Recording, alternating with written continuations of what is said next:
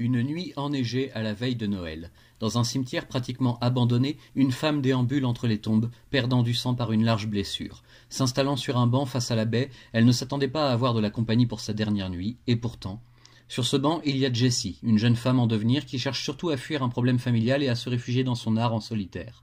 La femme mortellement blessée fait alors une proposition à Jessie. Un peu de sang en échange d'un grand pouvoir. Et Jessie accepte avec entrain. Désormais, Jessie est une future super-héroïne dans un monde où l'action ne manque pas. Se faisant appeler Versema, elle suit avec assiduité les différents entraînements que lui prodigue sa bienfaitrice, que l'on nomme simplement Mel. Le temps passe, et après les séances de voltige et les tests de rapidité, vient alors l'heure du premier vrai combat face à un vilain. Versema s'en tire plutôt bien si l'on prend en compte le fait qu'elle débute tout juste, mais elle ignore complètement que dans l'ombre, Mel semble suivre son propre plan et se servir d'elle.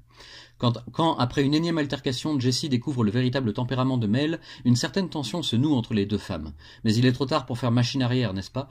Que dit-on déjà? Un grand pouvoir implique parfois trop de responsabilités pour une seule personne. Quel est le prix à payer pour que Versema puisse exister? Toute nouvelle série du label indépendant Allion Comics, prévue en 3 tomes selon les infos de la VO, Punchline possède un don particulier, celui de très bien porter son nom. En effet, cette lecture entre directement dans le vif du sujet, l'histoire vous prend en passage comme un train fonçant à pleine allure, et vous avez plutôt intérêt à y monter rapidement. Les dialogues sont bien pensés dans l'ensemble, même si tout s'enchaîne très vite, peut-être trop vite par moment. C'est la force de cette jeune série justement, cette rapidité, pas le temps de se poser de refaire les mêmes clichés et les mêmes erreurs que l'on voit dans les comics de super-héros depuis presque un siècle.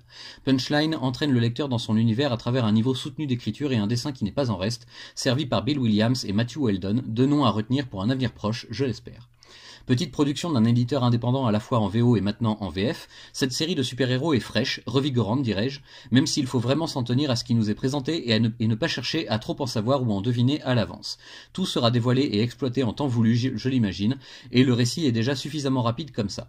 C'est un équilibre à trouver, prendre son temps pour bien savourer tout en se dépêchant pour raccrocher tous les wagons. Au final, on y arrive assez bien. Pour les petits défauts, parce qu'il y en a toujours, l'absence de chapitrage est ce qui m'a le plus embêté. La galerie des couvertures présente à la fin de l'album comme bonus aurait pu être utilisée pour marquer cette traditionnelle séparation entre les différents chapitres de ce premier tome, chose pour laquelle les tenants d'Allion se sont souvent battus auprès des éditeurs plus importants d'ailleurs. Sinon, on notera aussi une légère tendance à passer outre l'étape de la relecture qui aurait pourtant pu éviter la présence de quelques fautes ici et là. Voilà pour moi, je ne vois rien de plus à dire sur ce titre, si ce n'est que c'est une bonne surprise, une excellente trouvaille pour Allion Comics, et, comme toujours j'espère que le public sera au rendez-vous jusqu'au bout pour en faire un succès comme il le mérite. On a tous besoin de super-héros qui sortent de la norme ces temps-ci, un grand merci aux auteurs et aux éditeurs pour cela.